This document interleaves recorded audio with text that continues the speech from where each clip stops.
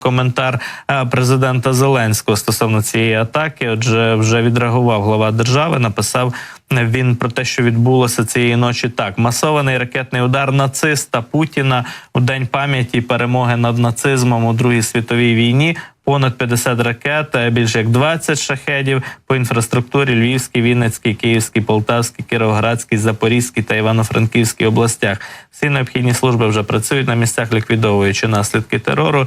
Весь світ має чітко зрозуміти, хто є хто. Весь світ не має права дати ще один шанс нацизму. Справді символічно, що зараз дійсно цей нацистський по своїй суті режим Путіна загрожує всьому світу у ці дні, коли у світі якраз згадують перемогу над нацизмом у Другій світовій війні, над тією страшною загрозою, яка нависла над світом у середині ХХ століття. Боротьба проти ворога триває безпосередньо і на лінії фронту, на сході нашої держави.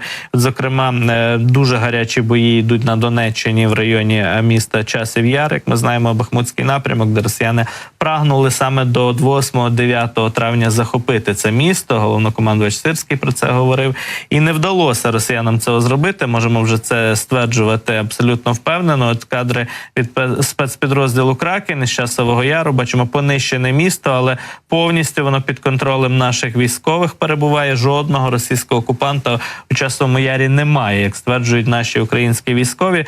Про цей напрямок, про боротьбу з ворогом на Донеччині спілкуємося далі із українським військовим. Олег Калашніков, начальник прес-служби 26-ї артилерійської бригади, з нами на зв'язку. Пане Олеже, я вас вітаю. Слава Україні!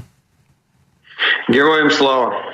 Отже, хотів би вас розпитати про те, що відбувається зараз в районі Часового Яру, і нагадаємо, якраз ми вже нагадали, зрештою, слова головнокомандувача Сирського про наміри ворога захопити місто до 9 травня. Як саме вдалося зірвати цей намір ворога? Яка зараз ситуація поточна біля Часового Яру? Якщо брати про чергову сакральну дату 9 травня, це було зрозуміло, що Часів Яр їм не вдасться захопити. Однак у російського командування, скоріш за все, були більш прагматичні плани. Це захопити все ж таки і Богданівка, Іванівське, Кличківка, Андріївка. Саме це вони хотіли зробити до інавгурації свого так званого президента. Однак це їм не вдалося на сьогодні. Тому вони ставлять нові для себе задачі. Тобто задачі – це продовжувати штурмові дії Часів Яру, дійсно захопити Часів Яр. І їм це поганенько вдається, тому вони переглядають свою тактику. На сьогодні ми можемо спостерігати, що штурмові дії продовжуються на всьому відрізку нашого фронту. Вони не зупиняються ні в кількісній своїй стадії, ні в залученні бойової техніки. Однак можна сказати, що на сьогодні вони будуть намагатися штурмувати безпосередньо Часів Яр.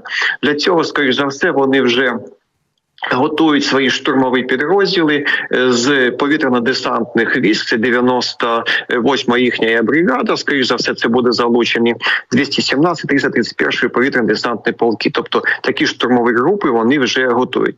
Ну і скоріше за все, також вони будуть пробувати збільшити свій контингент, який знаходиться на нашому відрізку.